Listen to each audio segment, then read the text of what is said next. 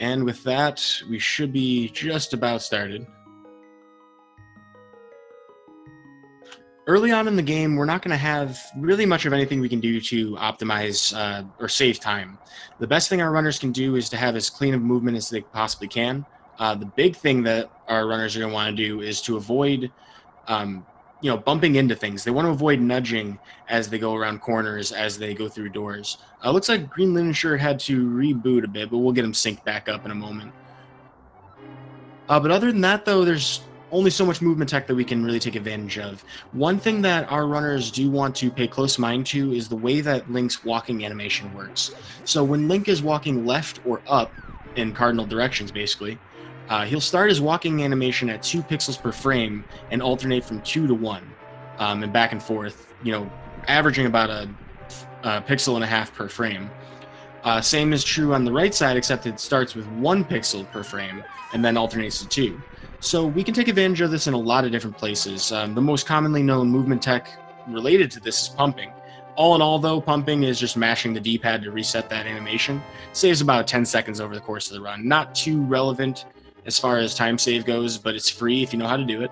So if you see some slightly zigzag movement, that's exactly why. As for where this is more useful, though, knowing that Link's animations work that way, we can take advantage of the pause screen to do some pause buffers in various parts of the game. When we do that, we'll also know that we can adjust ourselves by 2 pixels if we're moving left or up per buffer, or 1 pixel going down or right. So this is handy in a lot of different places, but probably most used in Palace of Darkness for the bomb jump there. Early on in the game, though, Solidus seems to be moving pretty smoothly through Escape.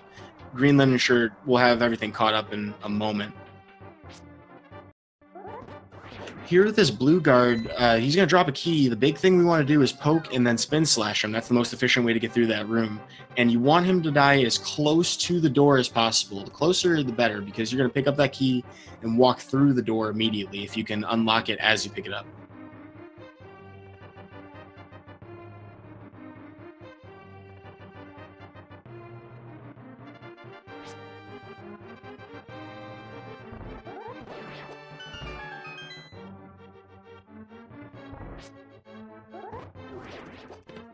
Pretty much the same story with this blue guard over here with the boomerang room, except this time we get to take advantage of not having picked up the lamp yet to use the boomerang immediately without having a menu.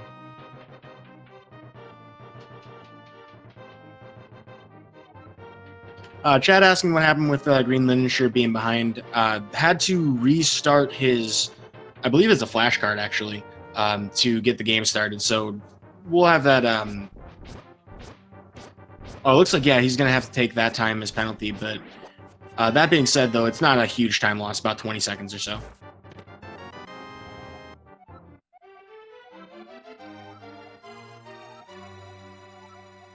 We did see Solidus take the 8-slash technique against the ball and chain guard.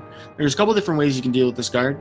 Most people will opt for the 8 slashes, which is the fastest, although there are also pot strategies, which you're seeing with greenlinenshirt, grabbing the pot with the extra health that he's refilling with that, and just needs to get 4 slashes, but dies in Escape. That's a tough death to take because now greenlinenshirt has to go all the way back through the approach to Zelda. If he had managed to get Zelda first, he would have respawned in that room, so that's a really tough place to die.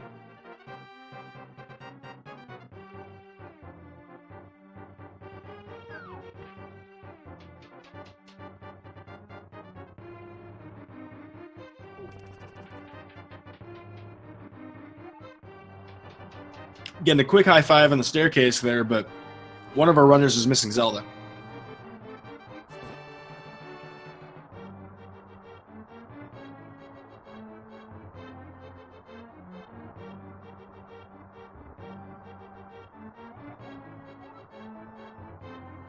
There are a couple of other optimizations our runners will try to use.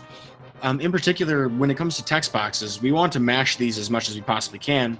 One of the issues with that is you might accidentally do extra inputs that you don't want to do. Map button, we never want to touch that if we can help it. B, we end up sword slashing, and A, we end up grabbing onto things. So one thing our runners can do is they can take advantage of a unique feature for the last text box in any sequence. They can press any face button, like literally any button on the controller, D-pad, L, R, even things, we're not using, like those. And that will clear out the last text box. So this is a really handy way to avoid extra unnecessary inputs as we get further through the game and have more text boxes to clear.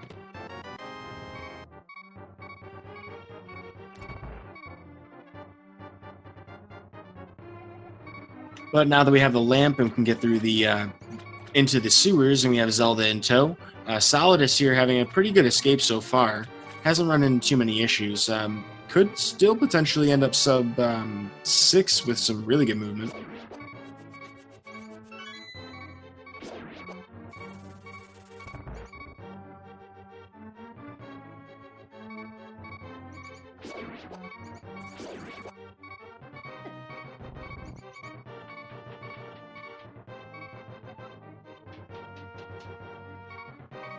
You may have noticed that Solidus did not move from the wall as he was walking through that long room. As long as you do that, the bats will never hit you.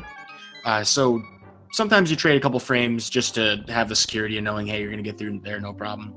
There is also a small time save, about half a second, from having only one heart as you leave, as you enter the sanctuary. Not exactly sure on the technical explanation for it, but it does save a little bit of time while going through these text boxes.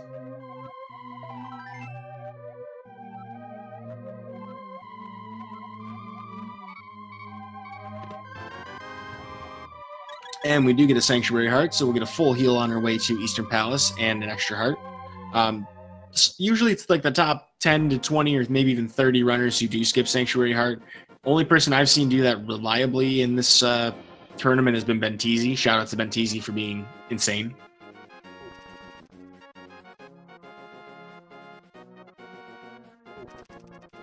All in all, though, Solidus having a really great escape, emerging right around 6.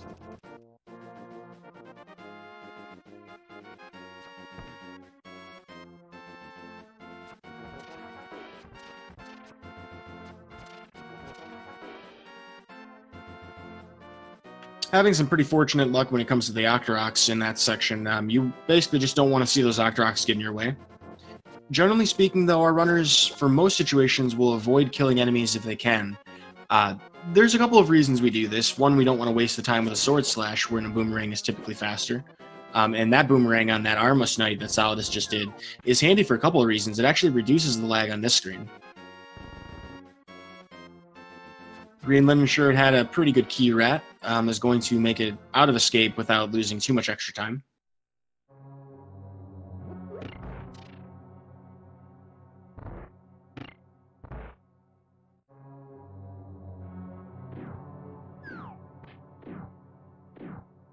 Here in Eastern Palace, we'll get a couple of really nice time saves. The first one we're going to come across is going to be the Stalfos room that Solidus is approaching in a moment. The Stalfos room typically has 4 Stalfos spawn. They will spawn based on where Link's position is in the room when he encounters the spawn trigger. We can take advantage of this, though. If we're standing on the left side of the room and throw a pod in the right place, we can kill one of them. The top left pod will kill another, and by spawning them from there, the other 2 spawn in weird places where they won't actually spawn whatsoever. One of them underneath the pod and one of them outside of the room. This allows us to only kill half as many enemies, do so without having to chase them down. Very fast way to get through the room. We'll also notice that Solidus does pick up the safety arrows. Those arrows are just going to be so that we don't have to farm those arrows or, pick up the pots right before Armos.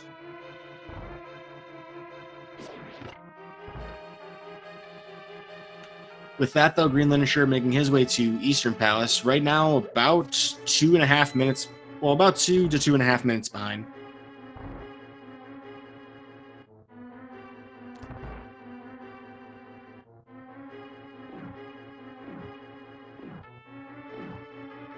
If there's a room where you could pump, Solidus just walk through it very quickly. We do get to see a damage boost strategy here. We're going to bump off the Popo to take half a heart of damage, get some invincibility frames. When they expire, if we're standing on that switch underneath the anti-fairies, it'll spawn the big key chest without having to kill all the enemies in the room. Solidus getting it almost perfectly. Had to bump into the Popo twice, though.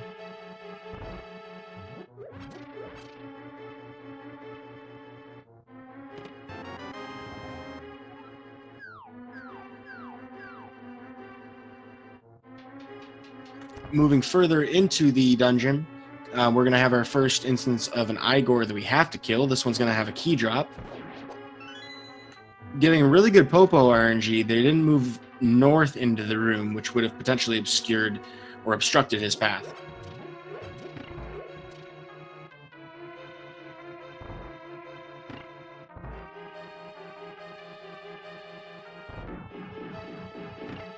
This cannonball room, also known as the Zelda Gamer Room, very RNG. You just have to kind of adjust to it. Solidus having really no issues in that room at all.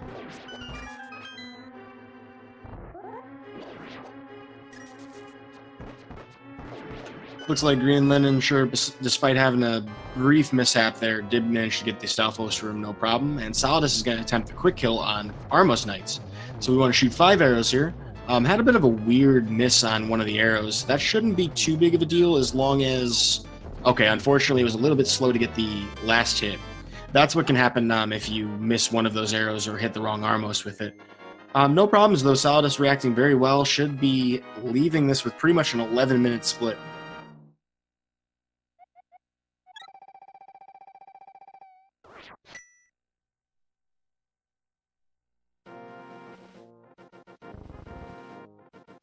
Well, it's a pretty good start so far for Solidus, and greenlinenshirt, despite having taken a death and the awkwardness of the location of it, has been otherwise been doing just fine getting through Eastern Palace so far. We're going to see a damage boost from him here in the big key room.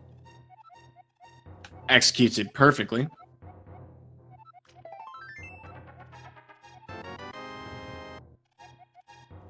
And I don't believe that Solidus is likely to take the Sahazula rupees. Looks like he's going to opt for the tree rupee route instead. At the highest, tiers of people running this game, and I would say sub 130 is definitely somewhere in that territory.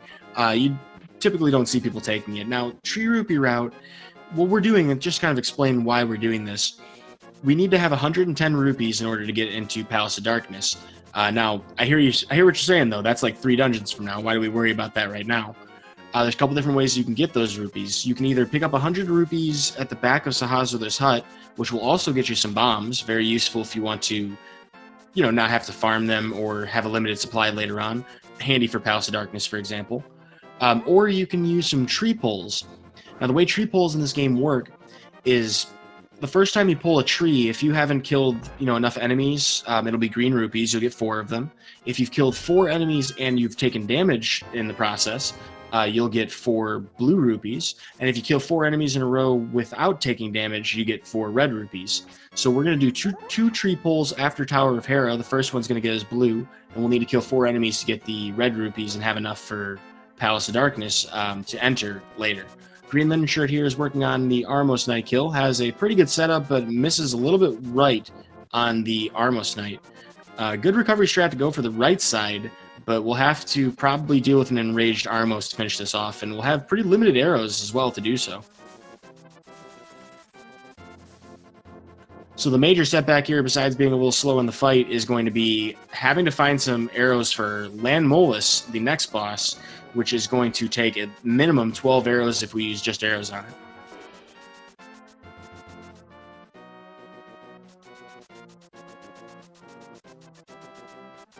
Phoenix in chat asking about what the tree pull would be if you take damage, then kill 4 without taking damage, and then pull. It'll be a red ruby pull.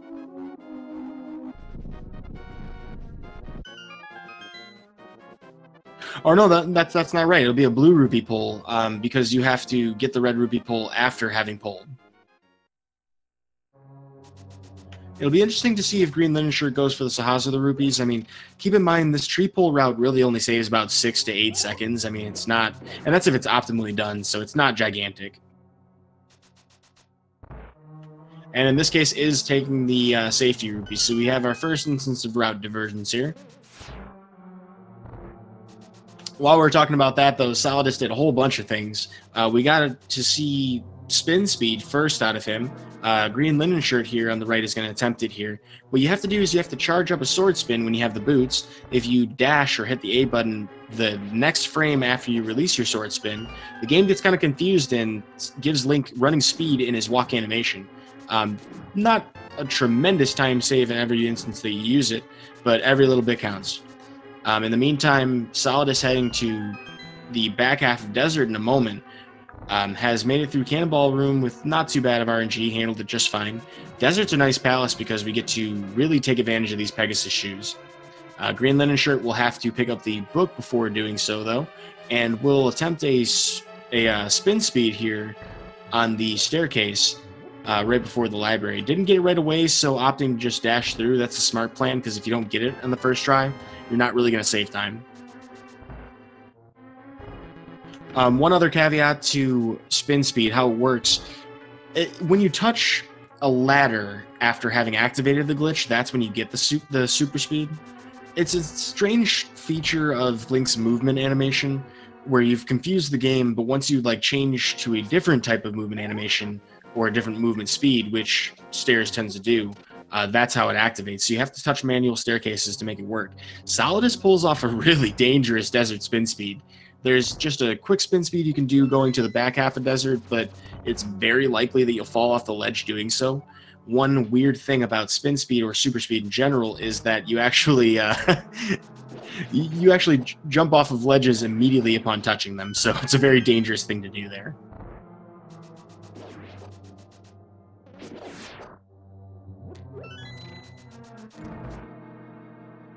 Green Linen Shirt making his way to Desert Palace now. Solidus with a healthy lead here walking into the Lamb-Molus fight. One thing you'll notice our runners doing too is if they ever have to switch an item, they're going to try to find tactical places they can do it. If you're going to change direction, for example, if you're going to stop yourself before you bonk into something, you can save a lot of time by doing that.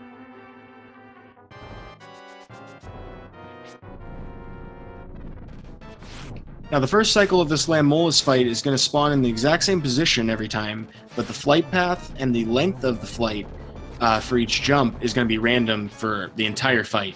So getting one Lamb-Molus down in the second phase is pretty good, and a second one in the third phase is also pretty good.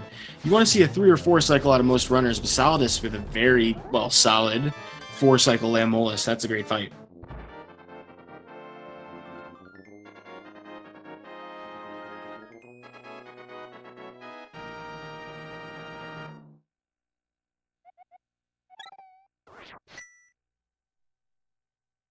With that, moving on to Green Linen's shirt screen, gets perfect Cannonball RNG, runs through that room no problems. We're see if we can get a Sandman dash out of Solidus. Very nicely done. That's a very tight window. You have to get a very precise dash on that in order to dash without poking into him. Or you want to poke into him, you don't want to bump into him. The next thing we're going to see Solidus doing, though, is a fake flipper glitch. This is one of the few minor glitches that are allowed in the speedrun. What we're going to do is we're going to trick the game into thinking we have flippers. So if you do a screen transition 1 frame after you jump into the water, the game gets very confused. Because you don't have flippers, it's trying to figure out where to place you, but you did do a screen transition while swimming, so the game's like, well, alright, I guess you have flippers. We lose this glitch once we've left the water, and it's very dangerous to do as well, because if you take any damage while in the water, you get bumped around and the game doesn't know what to do with Link, so you usually soft lock. This is the one instance where save and quit is allowed. In the group stage, we would have to, we could continue from Link's house once we've done that save and quit. Although in brackets, because of how that would be kind of unfair for what the spirit of this rule set is for the speed run, we would have to actually go all the way back to that bush where you would where you would line up the trick, and then you could proceed from there.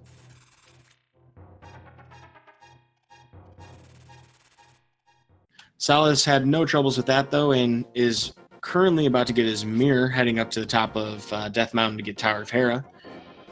Green Linen Shirt just about to fight Lamb-Molus here. Doesn't have a ton of arrows to work with. 21 is definitely better than none, but may end up doing the fight without picking up the pod. That's a weird arrow count to be at. Kind of hard to say. Yeah, he's going to pick up the backup arrows. Better to have them than not. And we're going to need arrows later as well. We're going to need them against the Mimics in Palace of Darkness. Green Linen Shirt with a very good first phase. Got about 5 5 or 6 arrows into the Lamolus. One challenging thing about this boss is that you can only have 1 arrow on the screen at a time, so it's beneficial to get as close to the enemy as possible when shooting these arrows. It allows you to spam them much better, but mashing the item button is not usually productive when you're shooting arrows. Green Linen Shirt getting trolled a little bit, had a very good opportunity for a 3 cycle, but these short hops are proving to be very difficult.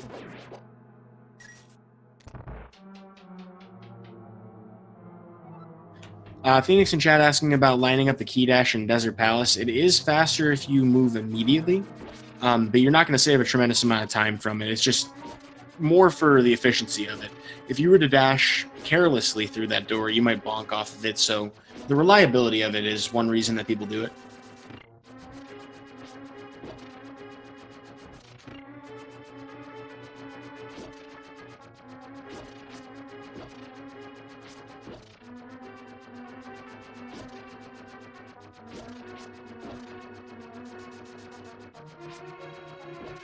Solidus didn't get an opportunity for a coffee break, was trying to get a really nice boom dash there to get the pegs to pop up underneath them. When you're standing on a peg after you hit a switch, you will actually have unlimited invincibility frames until you move.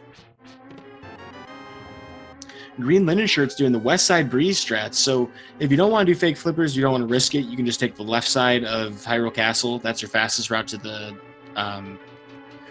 to Death Mountain. All in all, if you do either strat optimally, it's only about 6 to 8 seconds faster to do fake flippers, so very sensible thing to do in a race.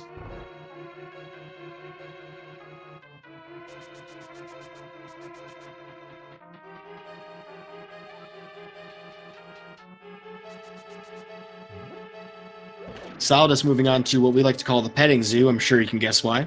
The next thing we're going to see out of him, though, is a bomb jump. He's going to take advantage of a dash against the wall here to get a more forgiving window for that bomb jump. There's 2 different ways to do that bomb jump. You can either be within 2 pixels of the ledge, which you can kind of line up with a spin slash. Your bomb will always get you across there. Very nice bumper skip as well. Or you can place a bomb and you have a 6-pixel window if you do a dash bonk against the wall, lined up with the explosion. Solidus is going to fight Moldorm here. We need 6 hits in order to finish Moldorm off, and after the 5th one, he becomes enraged and moves much faster. We like to call this boss Trolldorm because once you get knocked off, you fall pretty far away. If you don't want to fall in the middle hole, though, the middle hole will drop you down 2 floors, but very clean fight from Solidus.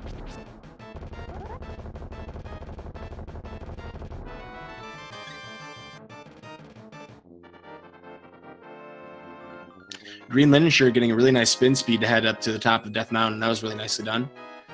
You might actually see Green Linen Shirt attempt a quick warp. When we go to certain warp tiles, well, really warp tiles and mirror locations throughout the game, there are specific positions you can pan the camera that will make the warp happen faster. Green Linen Shirt did pull it off there. The mirror one on Spectacle Rock is a little more difficult to do. Didn't look like he got it there.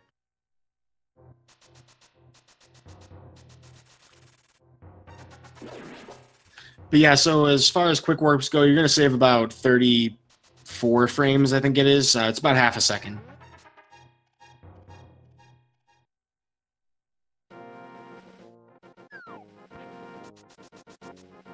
Ignited in chat saying you got a big 20 there in Rando. You don't always necessarily find great things for Trolldorm. Trolldorm is... most people loathe them, and for good reason. Definitely not as hard of a fight as Lamolus, though. So we just saw Solidus do his first tree pull. He's going to kill 4 enemies, 3 of them in this screen, and then he's going to take advantage of sword beams after picking up the Master Sword to get the last one. There are backup strats you can do to get those rupees, and you can always mirror to Sahasrah's hut right before Palace of Darkness if you're in a jam. But with just over 24 minutes into the run, Solidus getting his Master Sword, this would be a very good Master Sword percent time.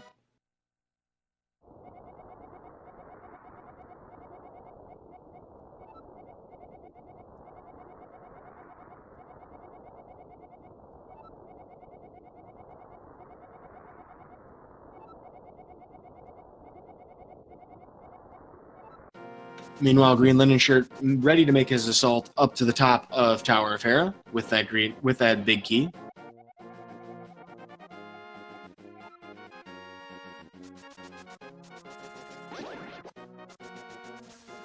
You'll notice Solidus was very careful not to get hit there, and also that Solidus is skipping the mushroom, so we're going safety-less this run. With those 117 rupees, though, Solidus is absolutely prepared to go up to Aghanim's tower with no worries about any kind of drops. Has a bomb and 17 arrows in a pretty good position. Green Linen Shirt is approaching the petting zoo, has 4 bombs to work with, and 3 hearts, pretty low on health. There is a heart here under this pot, under the bottom one. And loses it immediately to the mini Moldorm, so the petting zoo not very friendly to him today. I didn't see if he hit the crystal switch though, so it could potentially save some health by going to the pots right underneath Moldorm. With 2 left after that bomb jump, we're in a tough spot here.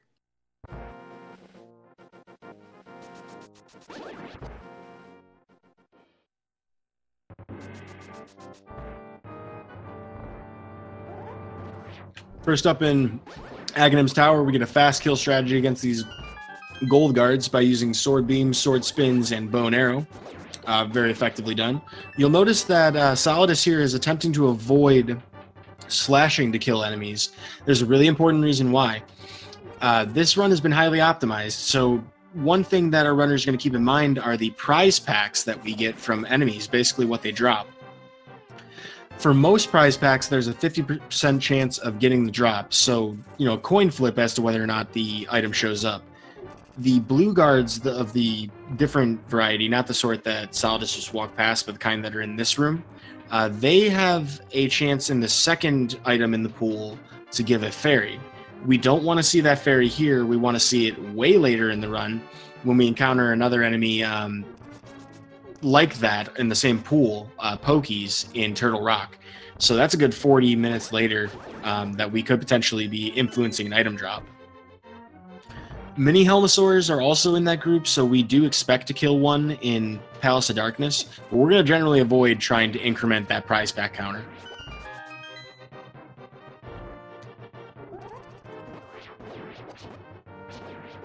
Solidus is doing really well in his ascent up Hyrule Castle Tower. Some pretty difficult rooms. Got bad RNG against these in the Circle of Pots room. Handling it pretty well, though. We prefer to use the boomerang to pick up that key and just throw those 2 pots down at the middle one, but when the top one walks left, you kind of just have to deal with it.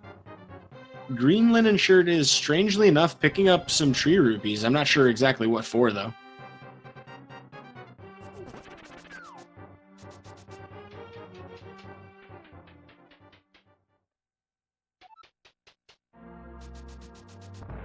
So our next fight here that Solidus is about to walk into, you just got a glimpse of him here, Aghanim 1. We call him Aghanim 1 because there will be a refight later, and, you know, back with a vengeance. It'll be interesting to see how the Geometry Wizard pans out. But in the meantime, we're going to have a very straightforward boss fight. This is very RNG, though. So how this works is Aghanim is going to attack in 5 different attacks per cycle. The first attack is always going to be a reflective shot.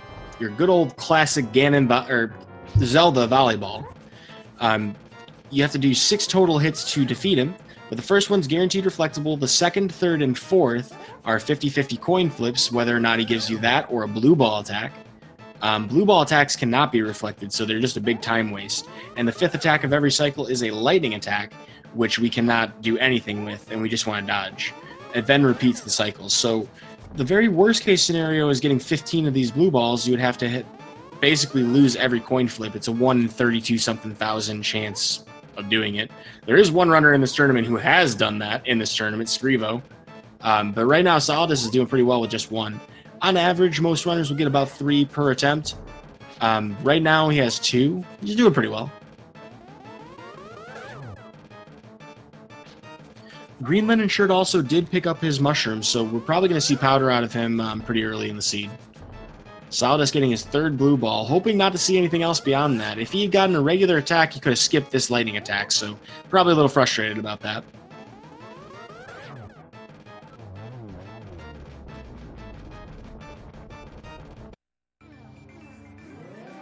That being said, Solidus is in the Dark World in under 30 minutes, having a pretty good run so far.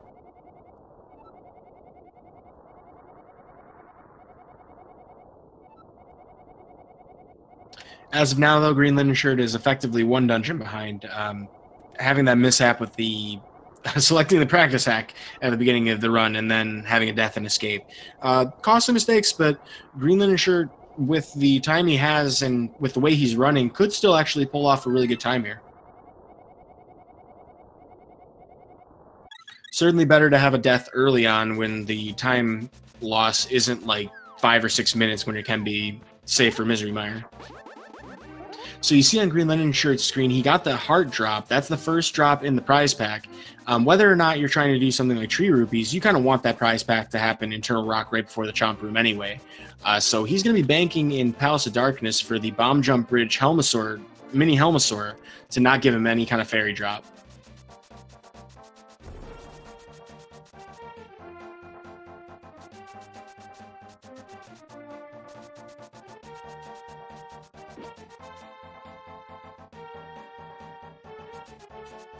Now, if Solidus had any issues with the Tree Rupee route, he would have been grabbing the Sahaza of the Rupees right now, but he is absolutely good. He's going to grab Kiki the Monkey, the extortionist, who is charging us $10 to follow him on Instagram, and then another 100 to open the door for us. What a G.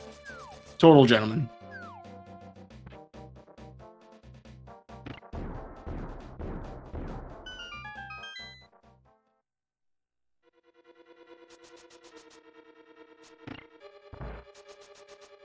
Next up is Palace of Darkness. I like to call this Palace of Mirrors because we are going to be using the mirror extensively in this place. Mirrors, bombs, and hammers. That's pretty much the story of this dungeon. See a really nice pause buffer out of Solidus. He has to switch to mirror anyway. Allows him to turn directly towards the chest without bonking on accident against the wall. Very few wasted inputs here. Green Linen Shirt exploring a little bit of the Circle of Pots room to make sure he has enough arrows. He wants to make sure he has at least a few extra for when he's going through Palace of Darkness.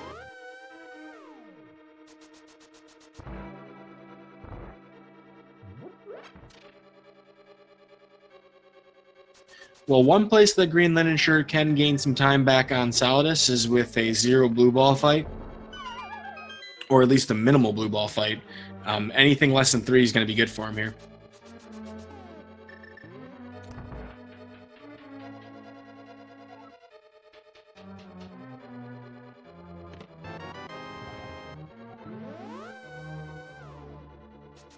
Now that Solidus has the big key, it's time for us to go get our hammer. But how we get the hammer is an interesting story.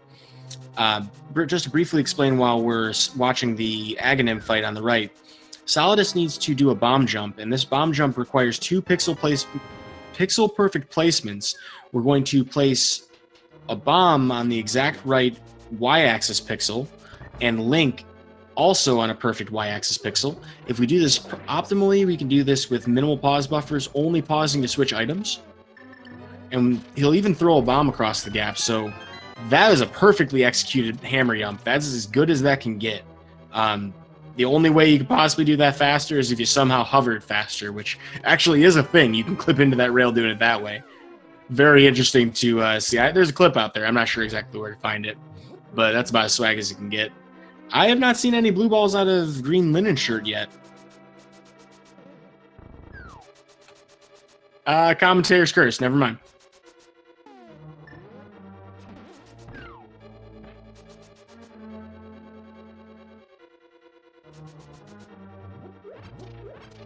Meanwhile, we have a sexy statue to push, hopefully, in Solidus' side.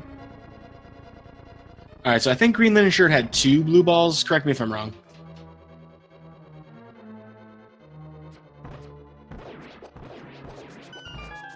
See a little bit of movement optimization on Solidus' screen with those mimics.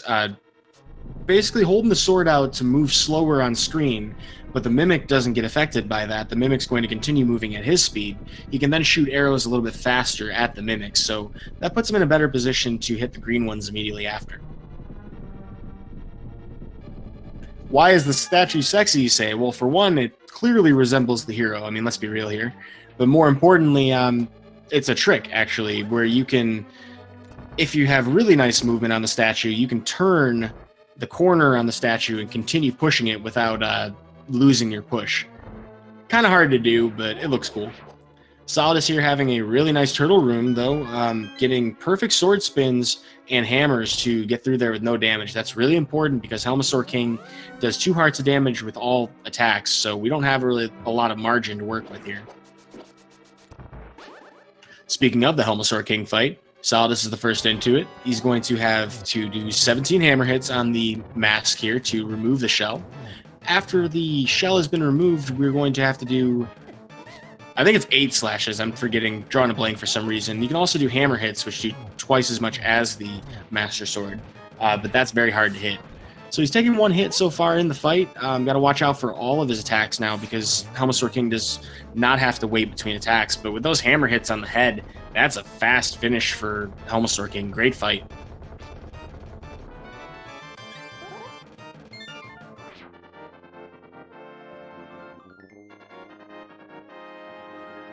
With that boss kill, Solidus is going to maintain that 1 dungeon advantage. Not a lot of time for Greenlinenshirt to save here on Solidus. It'd be very hard pressed to find even frames because Solidus did a perfect bomb jump. So, I mean, what more can you ask for?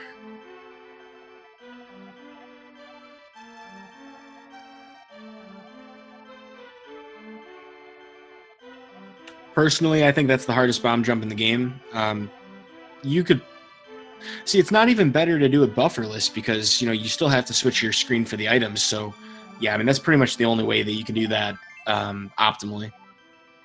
Normally, most people do have to use quite a few pause buffers to get through that, though, and that's where the 2 and 1 pixel starts for Link's walking animation become more relevant because if you're trying to line yourself up, you know which direction you have to face to do it in 1 pause buffer.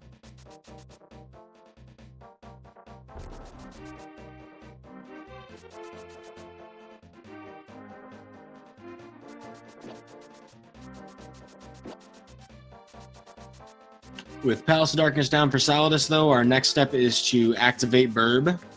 Burb mode is when we have the duck, and once we have the duck, we have the goose. We have the goose, we can get loose and start traveling throughout Hyrule at fast speeds. Almost got a nice hammer dash out of Solidus there. When you do an item dash, so I should probably explain item dashing, Japanese 1.0 version has some very nice exclusive glitches. You can actually dash and use an item on the same frame, and that will cause Link to do a very strange dashing motion.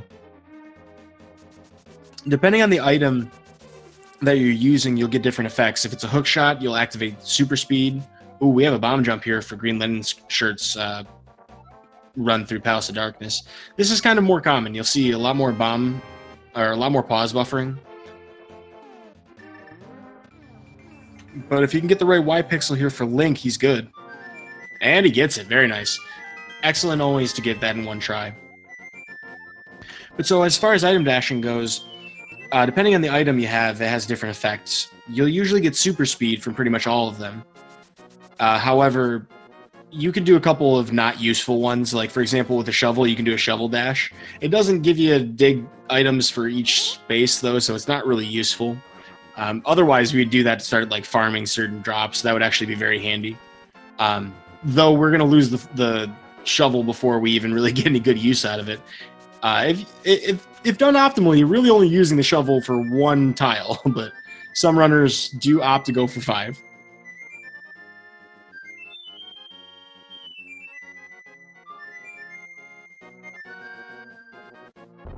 You'll notice that Solidus activates the bird from the left side. This is because we're not going to flute to pick up the powder, so we're going to get ourselves as close as possible to the portal on the way through. We'll also get a really nice spin speed, too.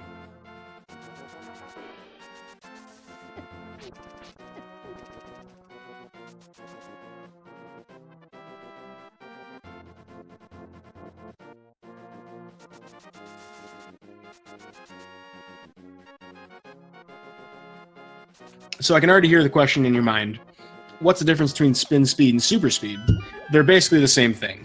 They're activated differently, but spin speed is a form of super speed. Greenlinenshirt's going to make his approach towards Helmasaur King. Here in the turtle room having a pretty good time. No parties. Not even a pizza party.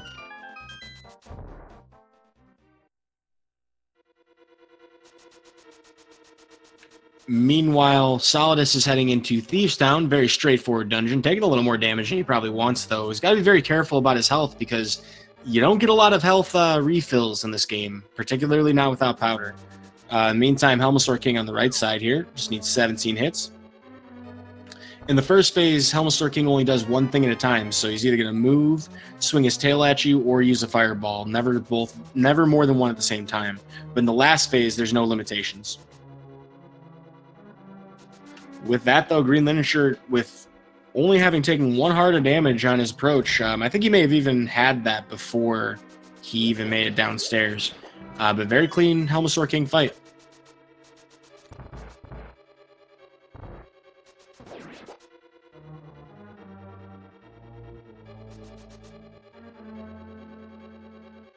Solidus is approaching in a room we like to call the Hellway. I'm sure you can imagine why.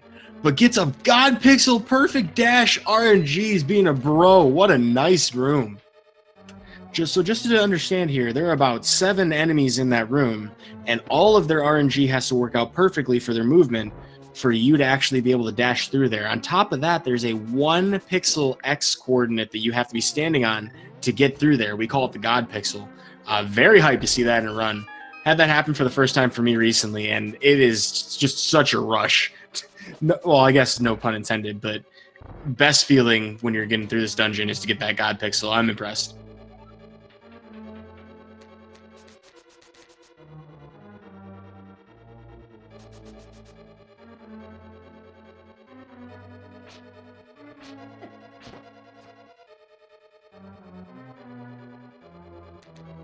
With that, though, we are ready to rescue the quote-unquote fair maiden. Jury's still out on whether or not that's a maiden in disguise as blind, or if that's just like a really expensive skin suit. In the world of monsters, would that make blind a furry? in their eyes? I don't know. That's some lore that we have not explored yet. Where's Runner Watcher? I'm sure he'd have a good answer for that. Meanwhile, Green Linen Shirt executing the hammer dash. Very handy to do because hammering is slow compared to dashing. Solidus is picking up the Titan's mids, which are really the big reason that we're coming here early in the run. We could put this off till later, but blind, we don't get any special advantage fighting with a tempered sword. He only takes 1 damage from all damage sources that he can be hit by, so no reason not to do this when we have Master Sword. We've got a really nice hammer dash on Solidus' screen to hit that switch. That's actually kind of hard to do on a conveyor. So this is what we like to call a scripted fight. Just means that if we do this right every time, it's going to be 100% predictable. The goal is to hit Blind's head as fast as possible in all instances. It takes 3 hits per head. But if we do this optimally, we'll finish this on the left side of the light here. Solidus got hit, and it delayed his poke just a little bit, so Blind is actually going to head in the opposite direction. He has a heart and a half left, though, so it's very close. He cannot get hit directly. And Solidus pulls it out, though. Very impressive recovery on that fight, because that could have gone very bad. And dying there is very costly, because fighting Blind twice means you don't get the easy setup for the first phase like you did the first time. We also see Green Linen Shirt taking the left side of the flute activation. Kind of strange, maybe just used to doing that, but it could also be a sign that he's electing to take his powder later. The optimal time to pick up powder is going to be after Skull Woods. If you're going to pick it up, that's the fastest time to get it. And if you feel good with your Misery, or if you feel good with your Thieves Town and Skull Woods, no reason not to wait until then. And that appears to be exactly what Green Linen Shirt is doing. Now, there is one other possibility. He could be trying to save that mushroom for fake powder. Very valid choice. How fake powder works is if you run out of magic and then try to use the Cane of Samaria, you're going to get a little text dialogue that says, hey, you're out of magic. If you menu immediately after within a tight window and switch to the mushroom, you can also do this with powder. It'll automatically throw powder out after you close the menu. So we can use this to our advantage in a couple of places. Very handy in Ganon's Tower, though, and Turtle Rock when you're low on health.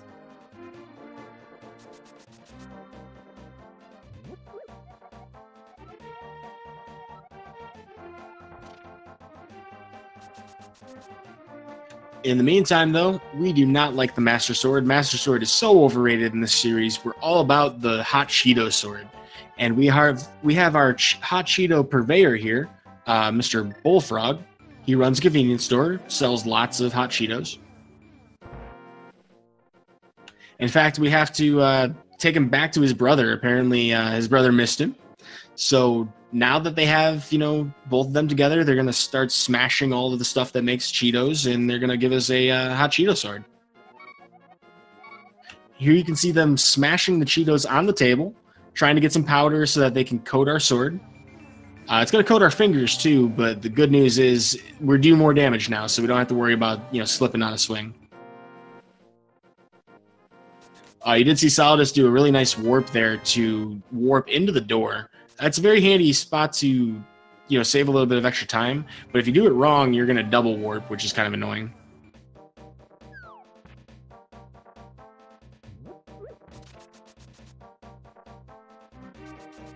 Well, now that we've left the Cheeto Smiths, Solidus getting a really nice fence dash. You have to move exactly 1 pixel left and then dash up to get that. So nicely done. We're 1 for 1 so far.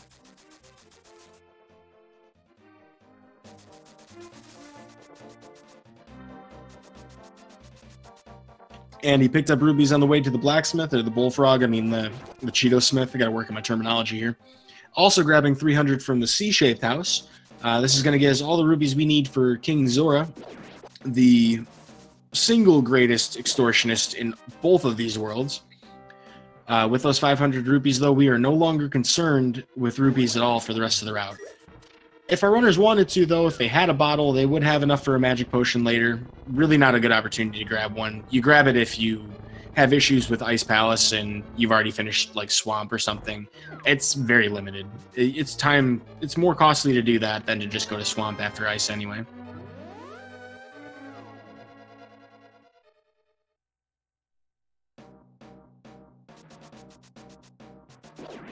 Big key in tow, Solidus is ready to make a bomb jump to pick up the fire rod. Meanwhile, Green Linen Shirt about to pick up his fair maiden.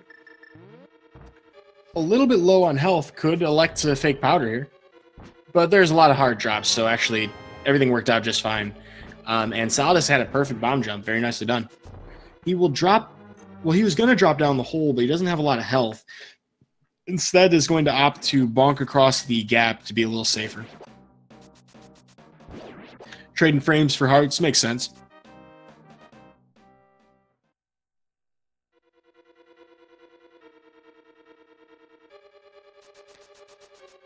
Yeah, if you blinked in the last minute or so, you might have missed Skull Woods. We're already done with the front half.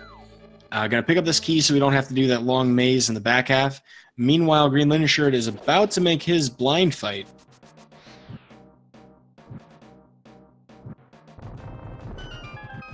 Solidus having a little bit of trouble with the fire rod on the entrance of the back half of Skull Woods. He's going to be low on magic through the rest of this dungeon. That's kind of tough to have happen. Green Linen Shirt having a very good blind fight so far. Perfect first 2 phases.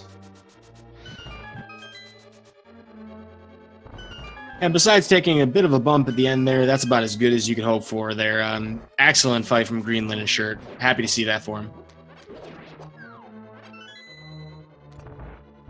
Well, if he can do the same thing with Mothula, then he's going to have no problems either picking up powder later or just relying on the fake powder in the late dungeons. Here we have the Mothula fight. You might miss this one as well if you blink. We're going to try and do a poke dash there against that block to get extra hits. And the fire rod didn't unstick him from the wall well enough, but just with a couple of extra slashes, Solidus taking down Mothula, no problems. With this Mothula fight, it's kind of challenging for a couple of different reasons. Those spikes on the wall, if Mothula makes contact with them, it overrides any damage you just did to him, basically until you see him stop glowing. So you want to keep him in the center of the room, which is actually much easier said than done. You can also knock him against the blocks, which will also do damage to him. The best strategy, though, I've found, is that if he's hanging out in the corner and you just can't move him, throw a fire rod at him. He'll usually bounce off the wall a little bit, and you can reposition to get above him and do some extra slashes. Solidus had a great fight, though. No worries there.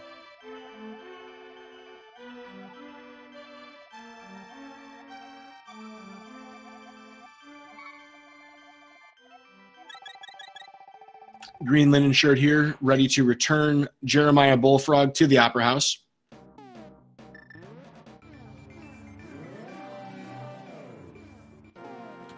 He is the tenor. His brother is the baritone. Very important that this duo's together so that they can, you know, really spit fire on the mic. As you can see, we're walking into the studio. Jeremiah Bullfrog actually turns into a dwarf. Very strange. As you can see here, we're going to leave ZZ Top's studio. And with that, we should have a smash hit.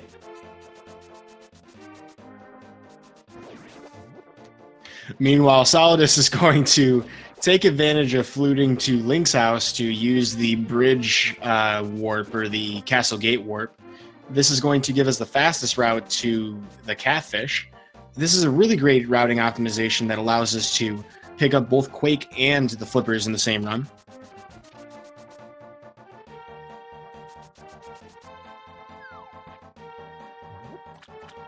Green Linen Shirt has now left the studio. He has gone Platinum Triple and has a red sword to his name for it. Couldn't get the fence dash. Really wanted it, though. I could tell. That slash was either in frustration or trying to buffer it, but no worries. 1 out of 2. We'll deal with it. He better bird toss, though. If he bird tosses, I'm going to feel good about it.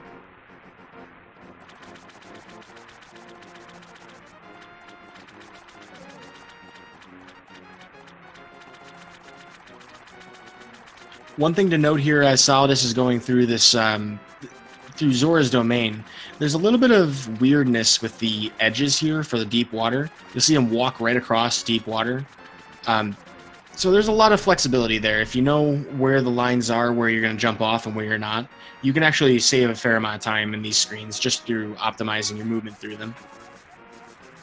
When we talked before about pumping, if it weren't for the fact that we can dash here, that would be the best way to get through this screen. But we have the shoes, so it doesn't matter.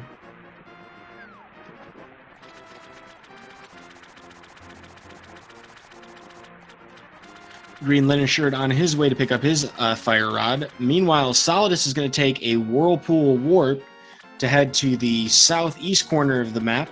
This is going to get us to Ice Palace, another somewhat scary dungeon.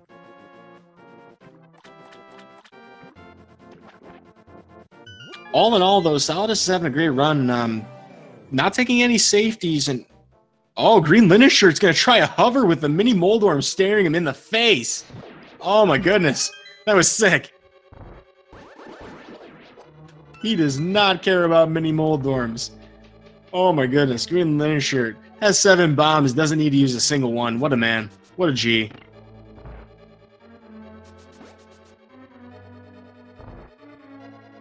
I'm not sure if we have a Helpless or King command for hovering, but I'm going to check it.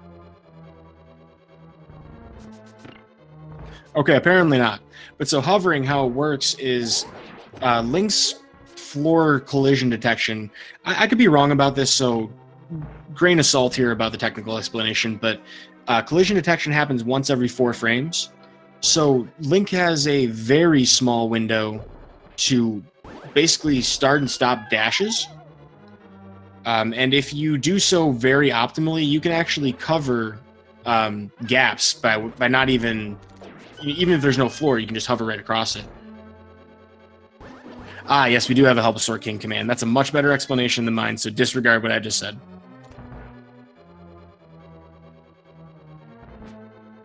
Here in Ice Palace, though, no hovers. We're going to see Solidus attempt a bomb jump. Looks like a perfect lineup. Got it right away with the nice hammer dash. That's about as fast as I've seen that room done. I think the fastest I've seen it is probably Andy doing a hover, but beyond that, I mean, you're more swag to do the hover there anyway, because you really don't save time. Green Linen Shirt's going to go after the Mothula, using the fire rod to great effect to get him off the wall, but he went right back up to the corner. If you can get him against that block, that's a great place to slash. There we go. Green Linen Shirt getting out of that fight, no problems.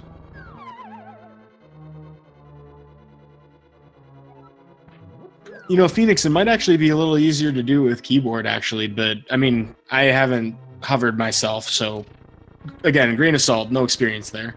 very difficult thing to do reliably, but there's a handful of people in this community who do regularly do that, though. So definitely encourage you to watch the rest of this tournament. You will see more hovers. Here in the Cold Stare fight, we need to expend all of our magic with the Fire Rod in order to destroy this ice shield. We also have to watch out for the falling ice from the ceiling, but we're getting a double poke and spin slash strategy from Solidus, almost dying because he took a hug from one of the eyeballs. Another hug would have killed him, so very close fight. But well executed all the same.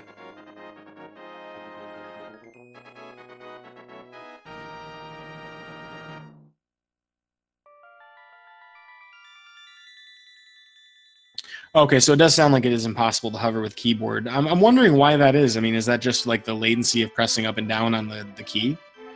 I mean, maybe if you have certain type of keyboard. I don't know. I can't speak to that. I should probably stop talking about hovering.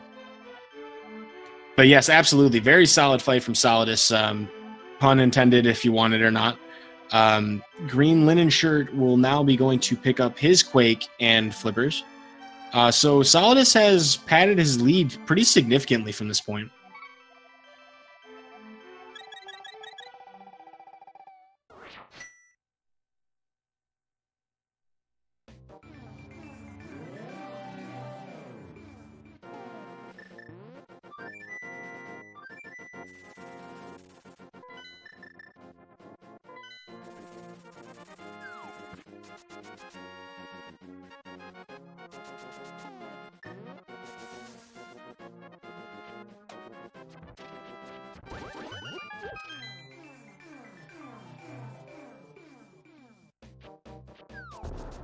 With that, though, Solidus just has a couple more dungeons to finish up here. We're going to head to Swamp next. Swamp is a bit of a vacation for our runners.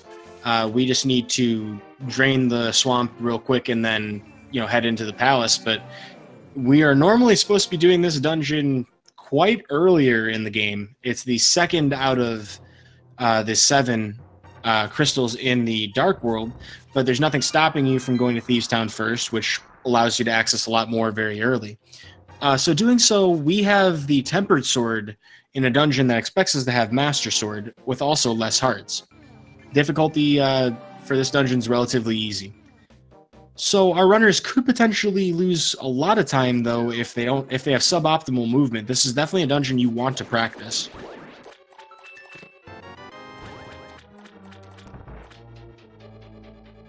Also, thanks, Phoenix. I appreciate your kind remarks.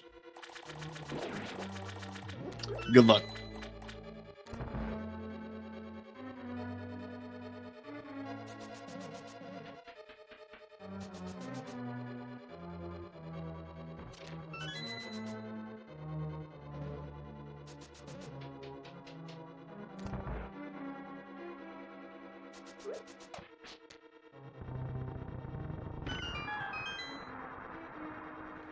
All in all, though, Swamp Palace, a relatively boring place to watch. Not a whole lot to talk about there. So I do want to take this opportunity while our runners are overlapping some of their previous points to encourage everybody here who's watching. Please follow these runners. These runners have been working their tails off to make their tournament debuts and runs. So I'm going to post a quick link in the chat.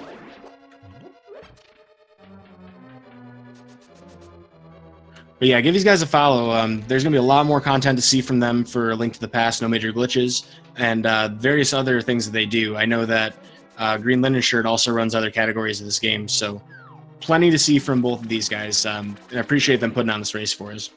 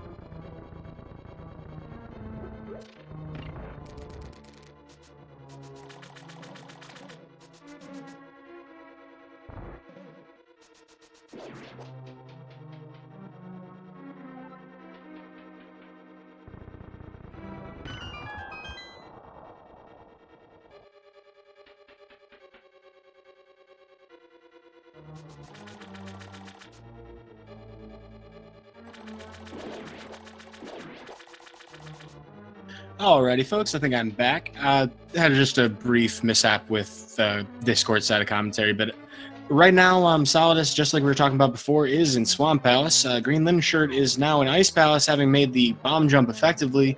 Will be making his attack on Cold Stare shortly. Running pretty low on health, this would be a very good place to be using that fake powder if he's going to.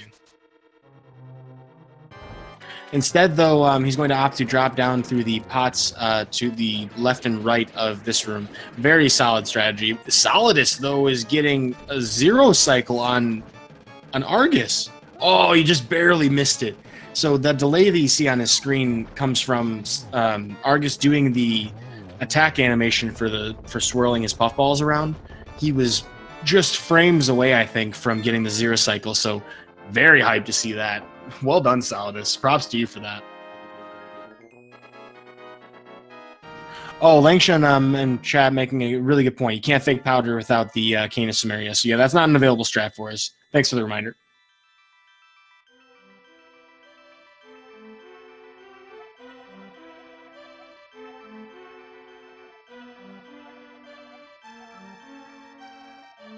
Greenlinenshirt having a little bit of trouble with the falling ice, getting a couple of hugs as well. Has to be very careful. He can't take any more damage here.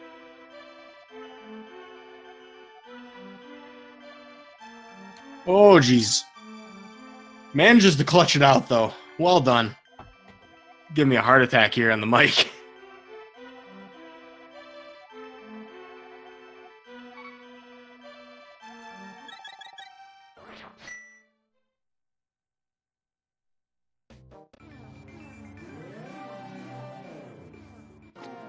Well, with some of the scarier bosses taken care of, the one remaining big obstacle for Solidus, he gets a really nice spin speed to get picked up by the bird faster there.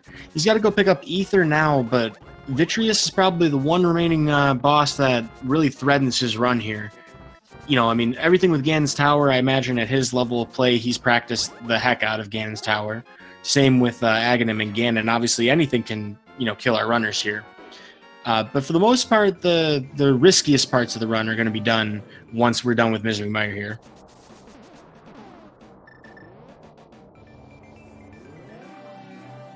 You'll also note that Solidus does have full health here. This is very handy. He's going to avoid one Murder Dactyl in the mire. And if he does so, he's going to have Sword Beams walking into Misery Mire, which is very useful for the first kill room, also known as Mire 2. Where having those sword beams makes the room considerably faster.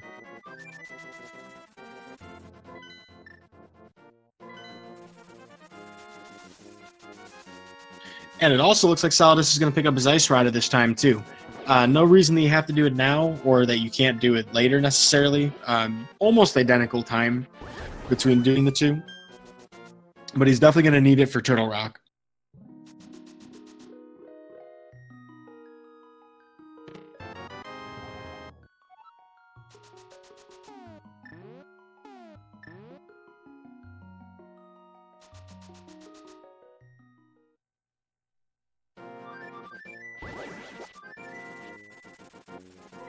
Also, at this point, Solidus does still have a full 1 dungeon lead on greenlinenshirt. Having a very good run so far, though. Solidus is not too far off of a 130 pace if he can get through Misery Mire fast.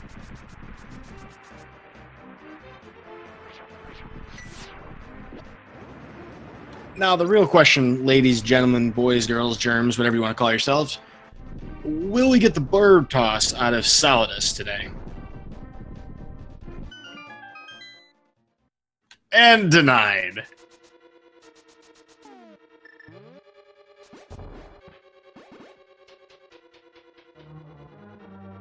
No worries, though. We do have full health. He is on a good run. He's trying to get his fastest time for seeding. I don't blame him. Ooh, almost got a perfect Mire 2, because if he had gotten that Wizrobe cycle before it despawned, he could have easily turned around for that Popo. Not taking any damage, though. Still a good room.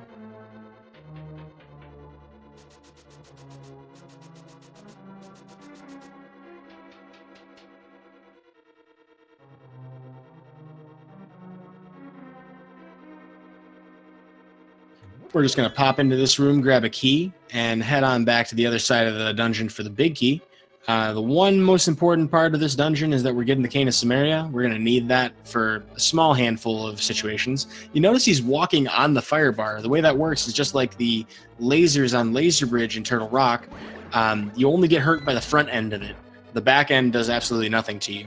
So we'll take advantage of that in a couple situations. He gets to save some damage and walk a little faster through there. Meanwhile, greenlinenshirt is doing the long left side that we have to do. We just have to get that key before we can go and flood the whole room. You'll also see on Solidus' screen, while he's pushing the block, he can use the fire rod. You might be wondering, what in the world is that about? So when you push a block, it it turns into a sprite. And while it's a sprite, it actually has no collision detection. So you can actually shoot objects through it. You could use this with the hook shot to grab items behind it. And I suppose you could probably actually get stuck behind one of those blocks if you did that wrong. And if you pushed all of them in. But you would just mirror. 106.55 torch. Langstrom putting up a really good point here, because in that room we're typically about 20 to 21 minutes left in the run. Once you cross that room, very useful reference point or benchmark for most runners. So he is very well below a 130 pace right now. Pretty impressed by that. He could potentially PB with this run.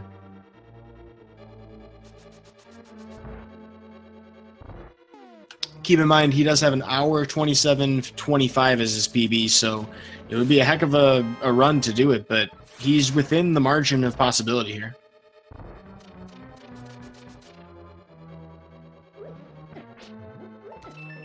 Now, that coveted 126 would jump him up a few places on the leaderboard, too.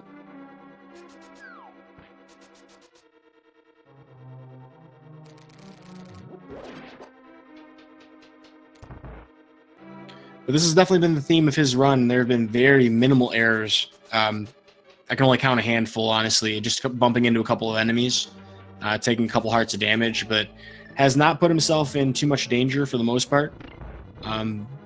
And greenlinenshirt, besides having the early mishap, has been having a pretty good run as well. Very good boss fights in particular.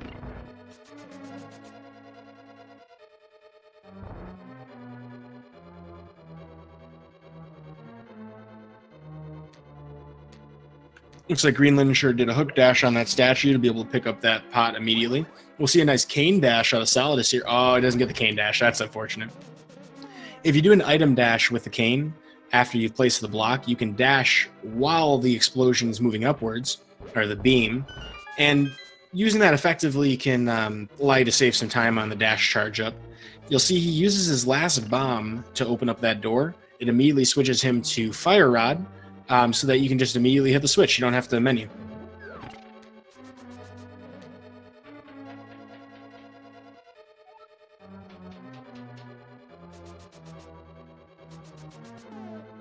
Looked like greenlinenshirt was going for double heals there. I have a lot of personal luck in that room, but he didn't get in there. He didn't need it, though. He got an extra hard drop.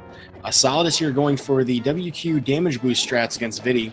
So what we do is we step into the poisonous goo on the right side or the left. right closer to the eyeball, and doing so does 1 heart damage. We get invincibility frames that we can then use to do sword spins, and it's much safer strategy if you can do it reliably than, say, trying to dodge everything. Solidus had a pretty good fight. 1 cycle is definitely not bad. 0 cycle is the best, though. That's what you really want to go for. He had barely missed his sword spin to get the last eyeball in the back, and he would have had, I think, enough time to do the 1 or 2 arrows necessary to finish it off. But no big deal.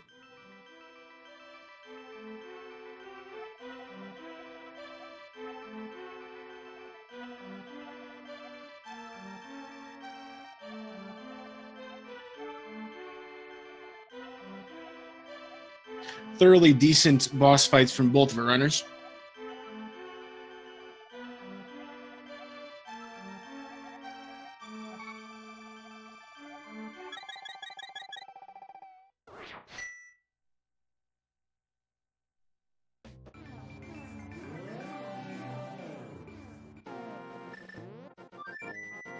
Well, Solidus is in a great position here. Next step for him is just head straight to Turtle Rock. He already picked up his Ice Rod, so he doesn't have to worry about that. And we've had Quake for a while now. Now that we have the hook shot, though, we do have an opportunity to do a sword climb. Normally, you would do just either pumping or a combination of pumping and spin speed to climb ladders quickly. But if you use the hook shot while you have the sword outstretched, or if you do basically a hook dash on the ladder, you can climb even faster than that, and it's kind of fun to see. We didn't get to see the left side because, we already had the ether, so if we had done different routing where you were picking up the gold sword and silver arrows, you would probably have gone to Swamp before Misery Mire, and you would have an opportunity to do a longer one. No worries, though. Definitely recommend you try it out, though, if you're interested in picking up this speed run. It's a fun trick.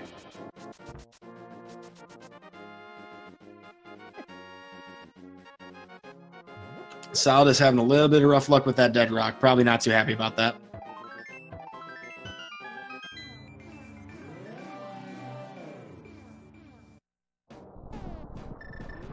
Interesting quick note about quick warps. So the quick warps are based on camera panning. If you flute to Death Mountain instead of climbing Death Mountain and getting the old man, it actually does change where the camera is panned. So the next time you come up here for the ether, you actually have 2 different locations for the quick warps up here. The portal one, instead of being the right side like it was originally, is a little bit off-center on the left. And then the one on Spectacle Rock is a little bit further to the left as well.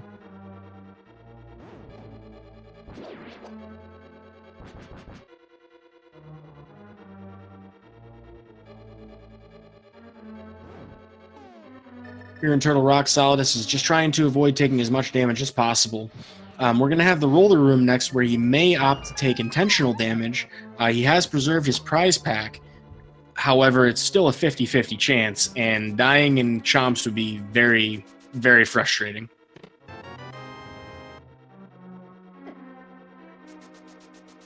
However, it is faster to do the damage boost, so he does pull it off no problems. In the meantime, Green Linen Shirt has picked up his Ice Rod, so he has done all of his shopping. He is ready to check out and go to Misery Mire.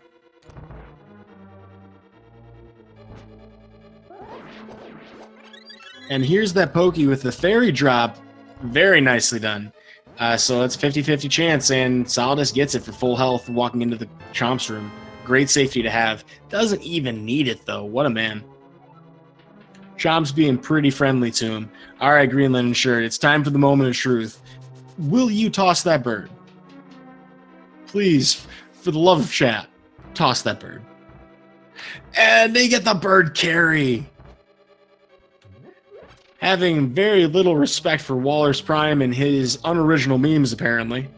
I'm not saying that for myself, but he does not seem to be impressed with the bird toss. He would much rather bring the bird to his home, where he belongs, in Misery Mire. And we get an interesting ether out of Green Linen Shirt. That's probably a frustrating thing to do. I think he meant to switch his item. Ugh. I would be pretty angry with myself in that situation. That's not good.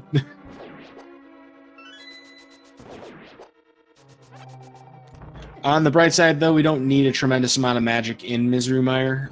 Pretty much just a little bit.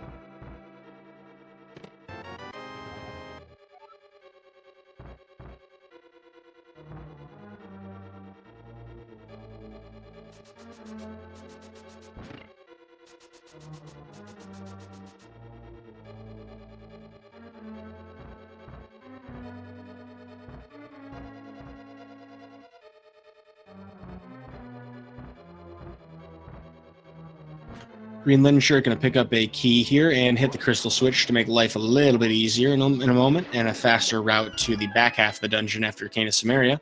Solidus doing really well with those pokies. Those pokies are an important room to practice because it's very easy to take like a ton of damage there and die.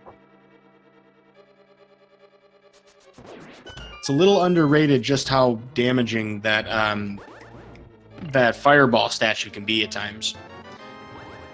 More because you'd be bumping into the pokies than anything, but Solidus having a little bit of rough luck with that roller room. Wanted to get the cane to hit it from across the room. Would have saved him some time, but not a big deal.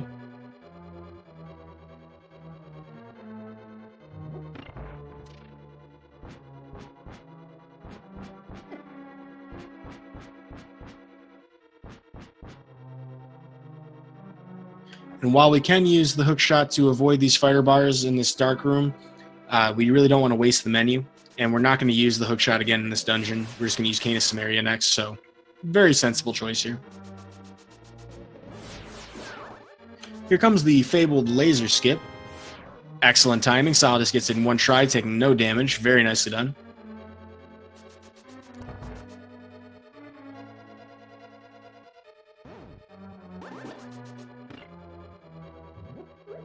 Ooh, almost getting a really nice cane dash, but recovers very well. What he does is he throws a pot onto the switch so that he gets invincibility frames, can just dash right through the anti-fairy and the pokey. Very smartly done. Green Linen Shirt has picked up his Canis Samaria, is going to make his way to Vitreous, while Solidus here is going to put on a clinic, hopefully, for Trinex. You'll notice that he switches his weapon before he finishes off the Firehead. While the boss has any kind of explosion animation going on or a death animation, you actually can't attack. Or not can't attack, you can't switch, you can't access the menu. So we would have been delayed and probably would have had ice in the floor if we didn't do that first. With an almost perfect last phase of the Trinex fight, Solidus is going to emerge with fairly large amount of time left to get under sub 130. Hard to say. I'm not sure what his game in the tower looks like, but great opportunity for really fast time this run.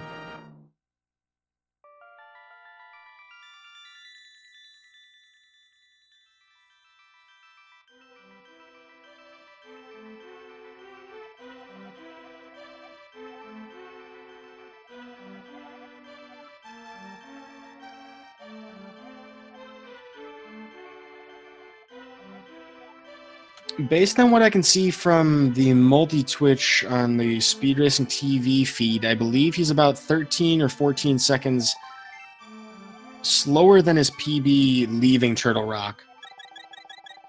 So he has a chance at a sub 128 if he runs this very well through Ganon's Tower and the Ganon fight itself.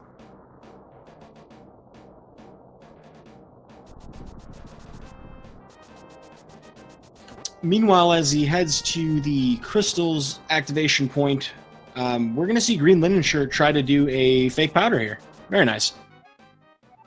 Hasn't quite run out of magic yet, though.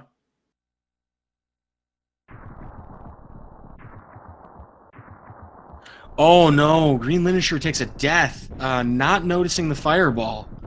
Oh, that's really costly. So what Green Linen Shirt wanted to do there, though, is he wanted to expend all of his magic, take the Canis Samaria out, and attempt to use it, get that text dialogue for the "You're out of magic" notification, and then immediately pause to switch to Mushroom. You want to do that in position, and you want to expend all of your magic before you even take out that cane in most situations. That way you don't actually place the block and accidentally, mess up your alignment. Green Linen Shirt, though, just needs to get to the back half and get to that room again without dying. If he can pull that off, then it shouldn't have too much issue. Wizrobe proving to be a little bit elusive here, though. Well, Solidus is tearing through Ganon's tower right now. Pretty soon we'll be on the Ice Armos fight. Only has 8 arrows to work with, so we'll probably be picking up the 15 in that room, or at the very least the 10 drop. Almost assuredly picking up the 15 because he still needs 8 total for the mimics, and he's going to have 5, I believe, 10 from the chest behind.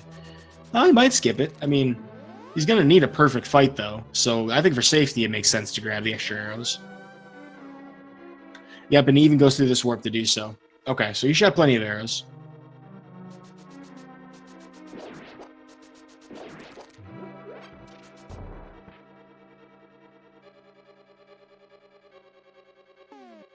Green Linen Shirt has taken a few more hearts of damage, so we'll have the opportunity for an early anti-fairy or two. I'm not sure if he's going to take it.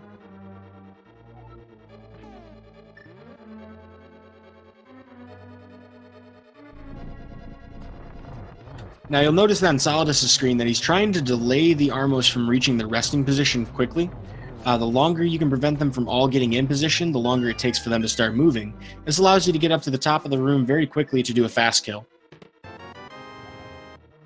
Almost flawlessly executed, though. Great. Well, Solidus is in a great position right now. He has 3 hearts down. It's not bad at all. Can definitely pick up a couple of hearts on the way. But most importantly, has 19 arrows. Very handy. In fact, he has so much health, he's going to take some damage boosts through here to get through this room faster. Green Linen Shirt has made it to Vitreous, but only has 2 hearts, is opting not to try to do the fake powder. This will be a slow fight for him, but as long as he doesn't miss a sword slash, he should be okay.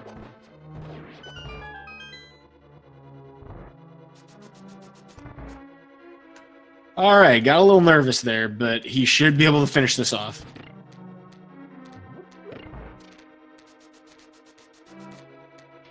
And with 2 hearts left, Green Linen Shirt has emerged victorious from Vitreous. He will now be making his ascent up to Turtle Rock. Ooh, Solidus almost pulling off a fast dash through Ganon Ball Z. Not opting to take any safety fairies or any kind of magic refill. Doesn't really need it too badly. Has 7 hearts left. Is going to be pretty aggressive through this gauntlet. That Beamos is giving him a lot of trouble. And the skeletons. Ooh.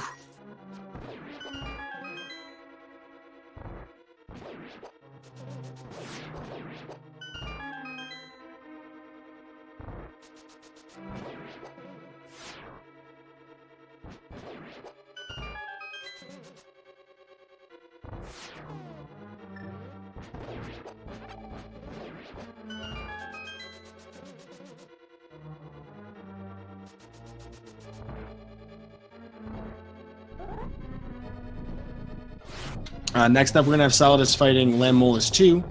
It can take 2 Fire Rod shots or 2 Sword Spins, kill each one. Solidus getting a great getting a great 1 cycle.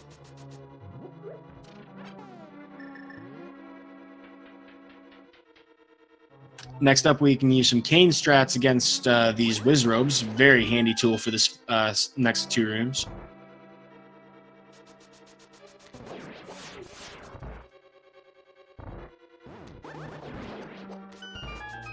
And gets the fast heal for both rooms. Very nicely done. He does have enough magic to hopefully be able to use Fire Rod in the next room. I think he's probably going to use Lamb strats, just to be safe. There's pretty small ledges here, so it's pretty easy to fall down. So he'll probably use, he'll use the Fire Rod for the last one. Very effective room. Will opt to get the full magic refill in this room instead of picking up that 1 pot. Smart choice. And Green Linen Shirt narrowly avoiding a dead rock situation. That's always good to see. Those dead rocks stink. Looks like Solidus will be taking the key from the Moldorm 2 room coming up.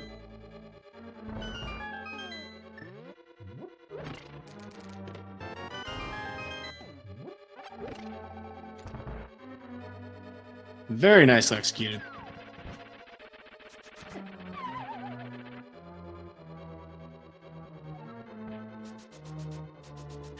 Unfortunately, Solidus does take a fall here with Moldorm 2. Gonna lose a little bit of time. Not too costly, but it's very frustrating. It's very easy to get flustered after that. But with a poke, or a dashing attack, and a spin, I will make it across.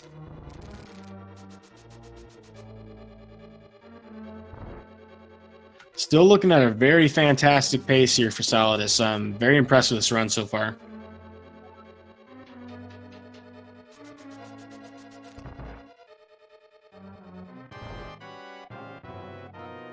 Here on Aghanim 2, we have a repeat of our previous fight. This time, though, he has 2 after images. We can only damage the real one. The after images are always going to do reflective shots. He gets a 2 out of 3 there on that cycle. But the main one can still do a blue ball attack. We have 2 doubles, so a 3 cycle getting another double here would be very nice. And he pulls it off. That was a good adjustment last second there. So not a double triple, but we'll definitely take a 3 cycle any day.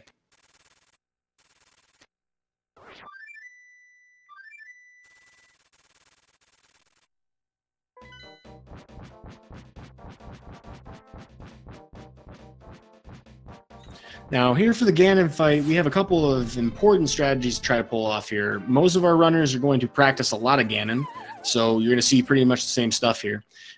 We have to do 12 sword slashes total of tempered sword damage, and sword spins obviously count for 2 in order to advance each phase. So we're going to try and do 3 slashes here and get a spin in between the Trident and Ganon. We didn't get it there, so Solidus is going to have a 2 cycle for the first phase. Possibly 3 if he can't get enough slashes in here. And he's going to try to get 12 in using the hook shot to give himself a little bit of safety. I think he's just going to opt to not risk it because he's pretty low health right now. He cannot take a Ganon hug, and each of these fire bats is going to do 4 damage to him. So he's got, 4 damage to him. He's got to be very careful. Alright, so we get a perfectly fine 2 and 2 cycle out of him. He is at a hard and a half, so this is 1-hit KO mode. Here in phase 3, though, we just gotta do 1 hit every time he stops.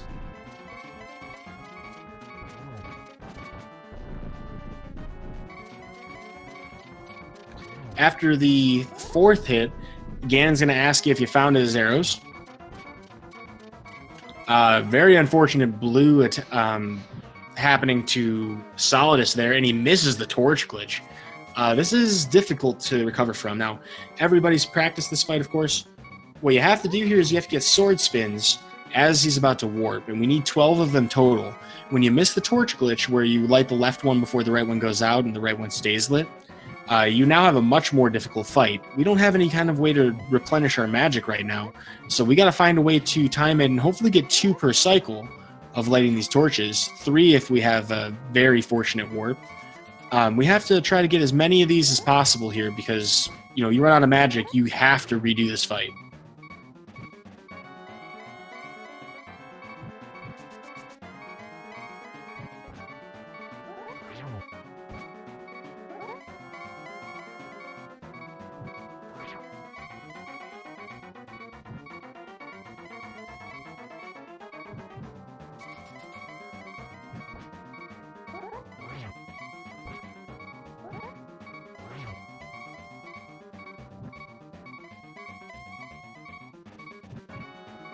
Well, he's preserved his magic pretty well. I'm really looking at where Ganon's about to warp before lighting the torch, and that's a kind of a difficult call to make because once both of them are out, you can't really see. Kind of have to guess based on sound and where the fire bats are going. But so far, using it to great effect, he should be able to finish Ganon off with what he has left in magic.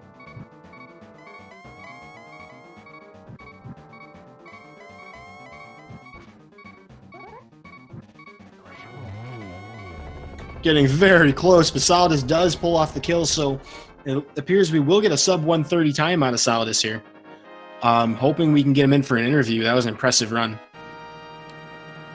In the meantime, Green Linen Shirt has pulled off his laser bridge skip, and we'll be heading to Trinex shortly. I'm going to see if I can get Solidus to join us for an interview.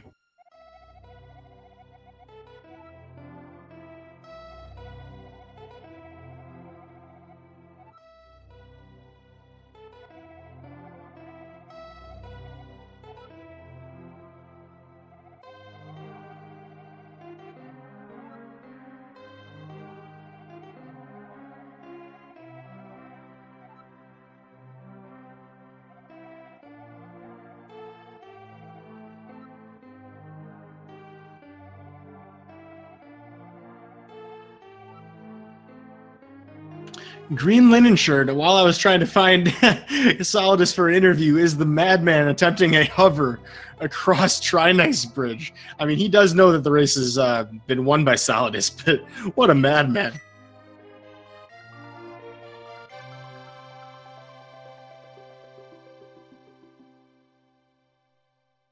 All right, well, I'll give him props for getting that far. The closest I've seen to crossing that gap was by Scrivo, and I'm still pretty floored by that. People do some crazy things in this game. Ooh, Green Linen Shirt taking a death on Trinex. That's rough.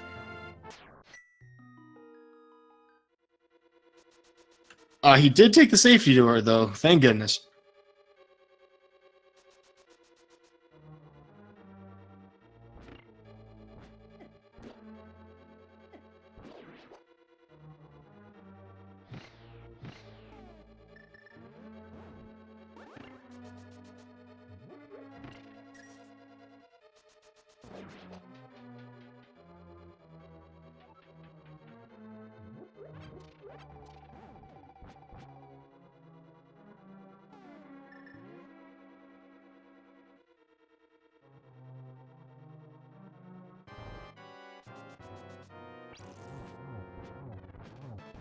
All right, so it looks like Solidus won't be able to join us for a interview. Poor guy's got to work tomorrow, so shout-outs to him for fantastic run. This was a really entertaining race to watch.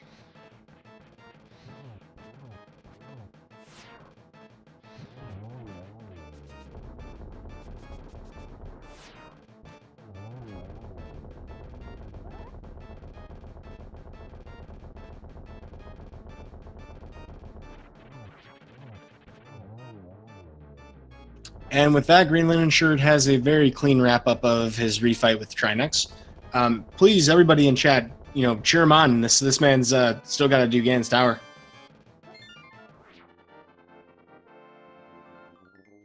And we want to send him our energy.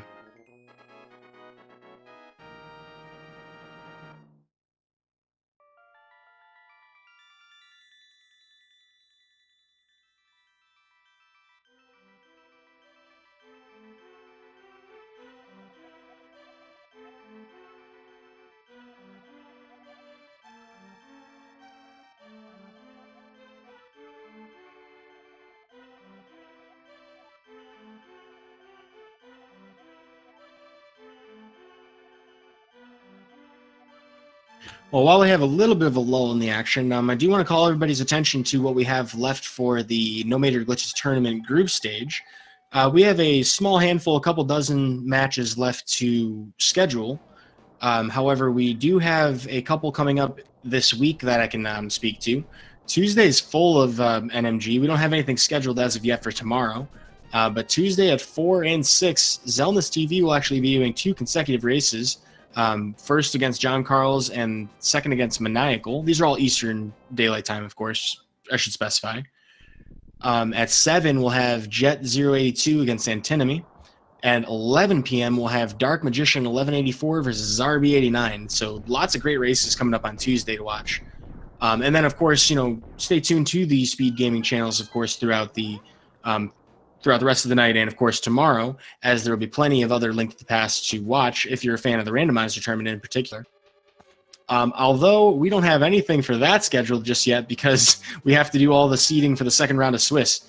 So stay tuned to that. We'll find out a schedule going into tomorrow if you want to see what's going to be on all Monday for that. In the meantime, though, Green Linen Shirt has entered Ganon's Tower. We're going to take the first key on the torch. Chat pointing out, Conster, about Green Linen Shirt putting on a red linen shirt. That's an interesting question. I don't know if... I'm pretty sure Green Linen Shirt doesn't bother out of principle.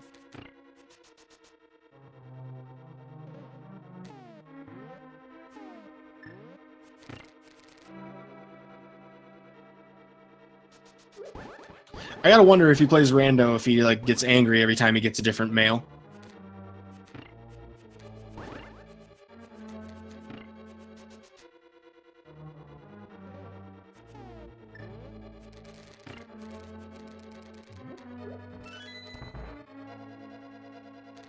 One of the frustrating things about using boomerang strats here is, while it does save some menuing, missing it slightly just feels really bad.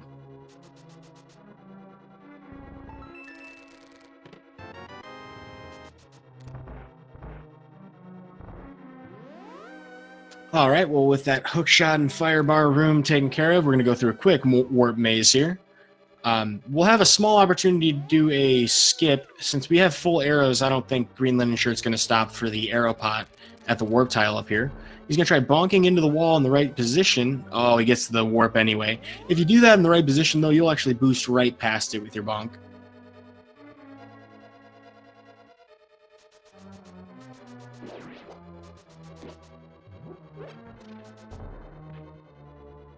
With all of that taken care of and crossing that gap to skip the invisible maze, we are going to head into our Ice Armos fight.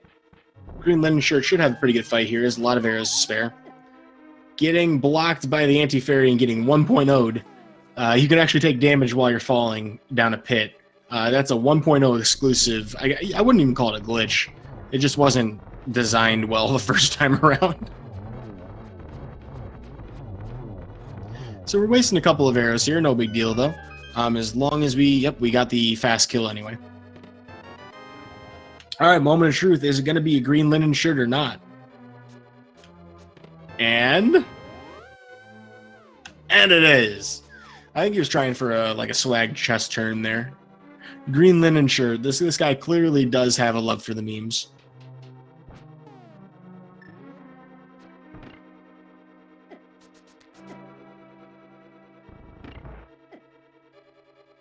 Well, with 17 arrows and 8 bombs, not a whole lot to worry about here in the tower. At this point, Green Linen Shirt's just trying to preserve as much health as possible.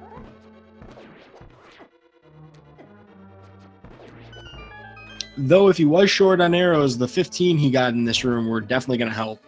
He'll pick him up anyway, no point in not having him for Gauntlet.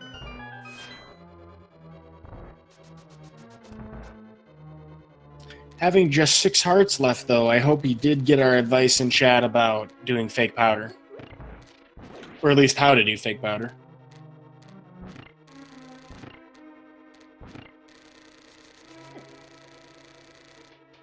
I'm not 100% certain how recent fake powder is as a discovery, but it's something that has only recently become a little more popular.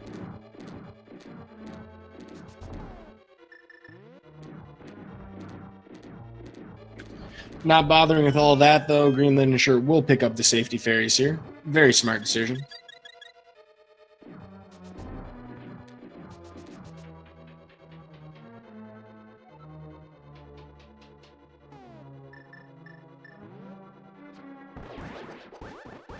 You can always get that arrow to hit that Stalfos Knight. He will never go anywhere but north when he starts the room because of the conveyor. And if we can, we were going to want to try and get some, well, I don't know, if you guys have some cross speedrun discipline knowledge, maybe trying to go for some wonder shots here. In the next couple of rooms, they would become more valuable. The ice rooms are much more difficult without getting a good shot or a good dash.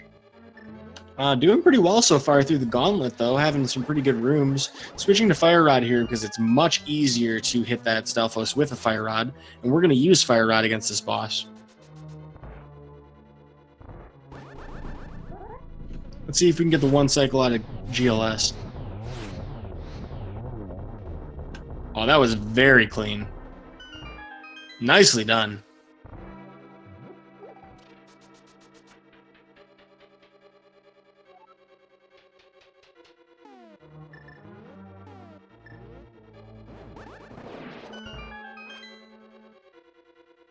Making the switch to Canis Samaria, we have just enough magic to take out the next room. My thought is that he's probably just going to do the lamp strats in the torch room. Having a little difficulty with these whiz robes, and actually uses the last of his magic, so that's kind of a minor setback, but we'll get a full refill in a minute anyway. Just got to take a slower strat through the next room.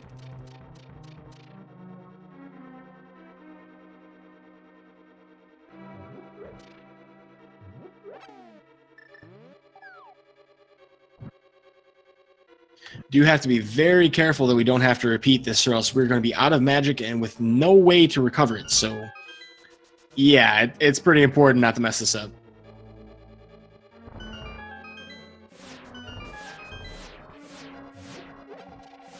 Well, he just barely makes it through. With that full magic refill, we will have plenty to use with the fire rod here. We're going to get another full magic refill before Moldorm 2, which is in just a couple of rooms. So no worries on using magic here. Some runners opt to skip it, but if you're going to fight Ganon anyway, you don't want to be in a position where you miss Torch Glitch and don't have full health or full magic.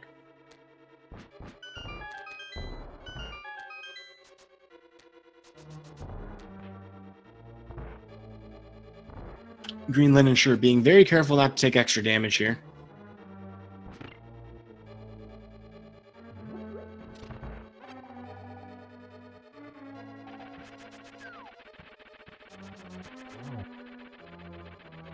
Well, now that we passed the last gas stop into gas station before Ganon, Green Linen Shirt's going to do another hover. And he gets it! What a man. What a man. Very difficult tricks. No real reason to pull it off. Just wants the swag. I respect that man.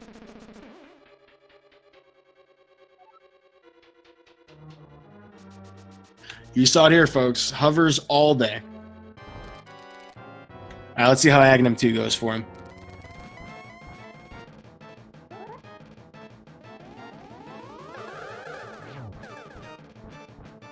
You got a very difficult pattern to start. And again. Ooh, this is brutal. But pulls off the double anyway. The triple was impossible with that blue ball, but great reflexes. And if he had not had a really rough first pattern, he could have had a 3-cycle here. All in all, though, great fight for what it was. He was given very difficult patterns.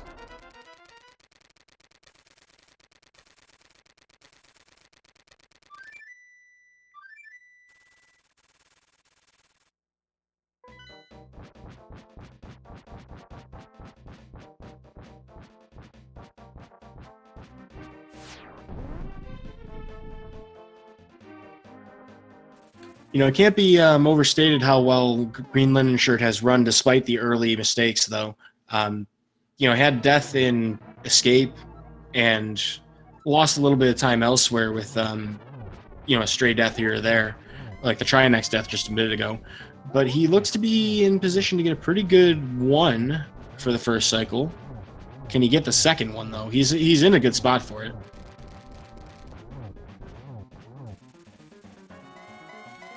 I lost count, but if that was 12, then he should have the 1-1. Yep, he got the 1-1. Very nicely done.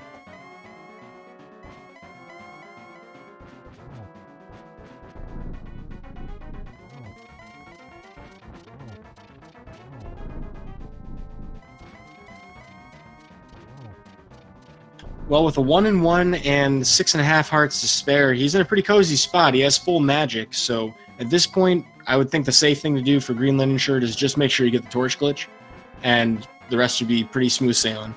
Getting a lot of warps here, though. This is gross. Ganon, why? Oh, I think he actually got a free slash in on that. I'm not sure on that, though. Someone may have seen that better than I did.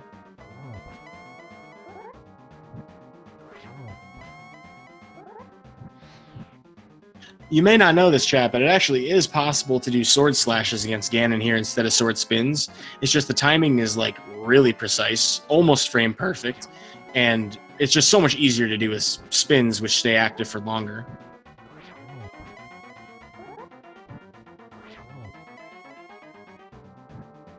We need 12 total spin slashes in order to...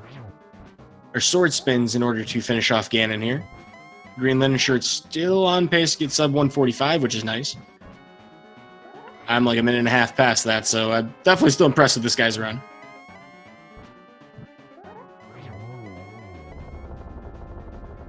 And that'll do it. Very competent Ganon fight. Green Linen Shirt clearly having done a lot of work on that fight.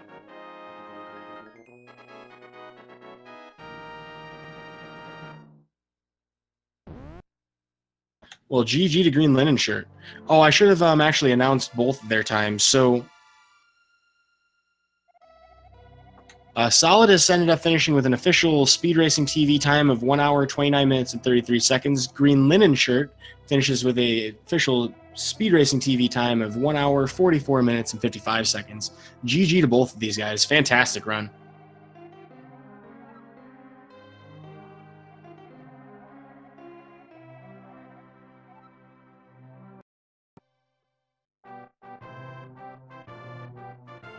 Awesome. Looks like we're going to get Green Linen Shirt in for an interview.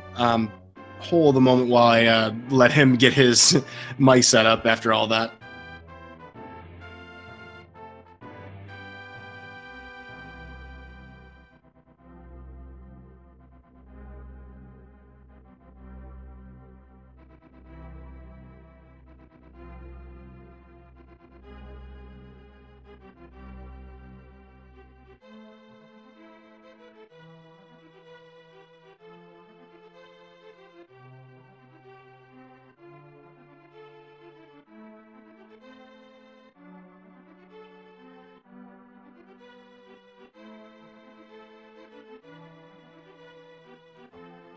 Yeah, Ninja Puppy in chat asking about 129 being really good. Yeah, it's definitely very good. As far as like, the fastest times in this category go, world record right now is sitting in the 123 range. There's only 2 runners with a 123, so yeah, I mean 129 is an extremely consistent time for a tournament. Race setting, you have to kind of hedge your bets a little bit, prevent certain deaths. There are riskier strats that our runners can do. So absolutely floored to see anybody get that time. That's a great time.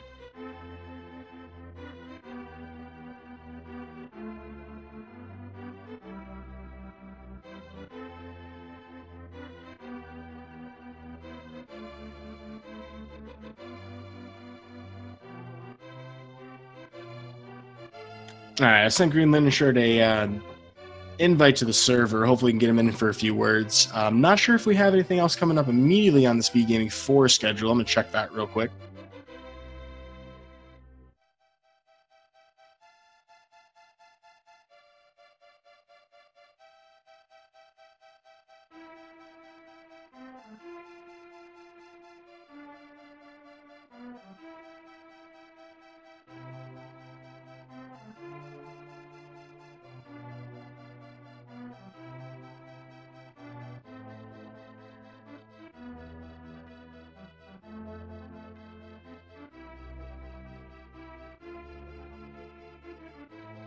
And welcome to Green Linen Shirt. GG, fantastic race.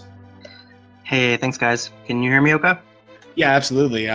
So we had a bit of a rough start with this race, but all in all, I mean, I saw great execution all the way throughout. Yeah, I forgot to actually load the actual game. I was using my SD to SNES and started up the practice hack, and I'm like, well, that's no good.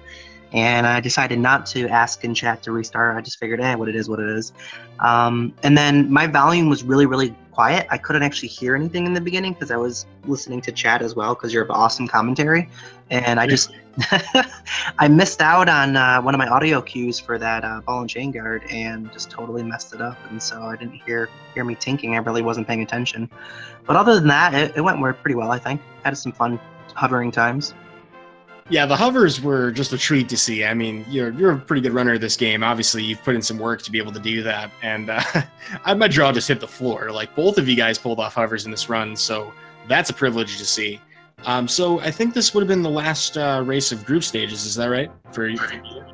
Yeah, that was my last race. At this point, I think what I'm probably going to do, I unfortunately don't get a ton of time to play this right now because I travel a lot for work and I have a 2-year-old at home, so time for practice is few and far between, but I recently made it so that I can practice like in my hotel room for travel for work. So I'm hoping to be able to go room by room and practice and get my time down a bit more for the next tournament, whenever that may be. So what you're saying, though, is that you have a new inductee into the leaderboards in a couple years. That's the goal, yeah, absolutely. Can't start with a better game than this one. But, I mean, glad to see, though, that you're putting in the time for it. I mean, your PB is pretty good. Are you the 4th seed in your group, or are you a 3rd seed? I was 3rd. I was going to say, because, I mean, it seemed like your group was stacked. I mean, good Lord. Yeah, my second race, he PB'd by like 2 minutes or so. So it was a pretty good run for him, which I'm happy for him. So rather him get it than me. Yeah, I mean, it's exciting to see how many PBs we've actually had in this tournament. A lot of people coming out of the woodwork to, step up into this tournament spotlight that, we haven't really seen in the community that much. I'm probably one of them myself, but I also wanted to ask you, are you participating in the randomizer tournament? I'm not this one. I did the very first one. I haven't done too much with randomizer in a while. I definitely played it a lot when it first came out, and it's a lot of fun. Funny you asked about the green linen shirt. If I get upset if I get the different males, believe it or not, in this game for some reason the blue male is actually my favorite, but you don't get it in this run. So. Well, that's a juicy tidbit. I don't think anybody knew that. Yeah, green linen shirt actually has absolutely nothing to do with Zelda. It actually is a World of Warcraft reference, which is kind of funny. Yeah, I mean, I think we got a moment here because we don't have anything immediately coming up next. Do you mind explaining that? Where did that come from? So about, gosh, at this point now, about 8-9 years ago, I was trying to think of a new gamer tag. I used to make a ton of videos on YouTube with the username iAddiction. I was obsessed with Apple products. And so I came up with iAddiction, but I stopped really caring so much about Apple when I switched back to PC. And so I was like, I got to think of a new gamer tag. I used to play World of Warcraft pretty obsessively. And so one day I was thinking about different names and different gamer tags and couldn't think of one. Finally, I looked down. I was wearing a physical green linen shirt that I had bought at like Hot Topic. And I was like, I wonder if a green linen shirt is available. And it was. So I started using that for all my gamer tags. And then I don't remember who the first person on Twitch that called me GLS, but somebody did, and it kind of just stuck. Yeah, I was going to say, I mean, not a bad backup for a band name either. I mean, it's pretty easy to say phrase. I like that. Yeah, I mean, it's kind of funny, an article of clothing, but it's pretty cool. Well, with that being said, though, I also don't want to keep our restreamers up too late. Do you have any other closing thoughts to share with the audience about this run or your tournament run? No, just want to thank everybody for participating. Definitely appreciate all the randomizer players that hopped over to NMG, and maybe we can do the same on the other side. So it's always great to see the community joining together. I like the sound of that, and thanks again, Green Linen Shirt, GLS, whichever you prefer, for doing this race for us. It was a pleasure to commentate. Yeah, absolutely. Thanks again. Have a great one, and thanks for the race, Solidus. Absolutely. Well, folks, it's been a privilege and an honor to do commentary for you. Just to call attention to a couple things coming up with the schedule. There are randomizer races going on for the rest of the night. We should be done with NMG for the rest of tonight, though. This is the last race for today.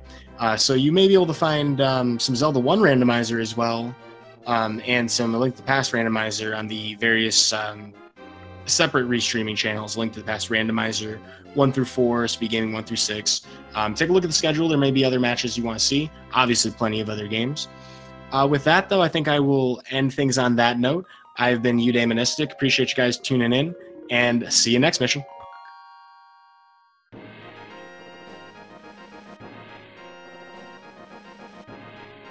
Oh, also, follow the runners, please.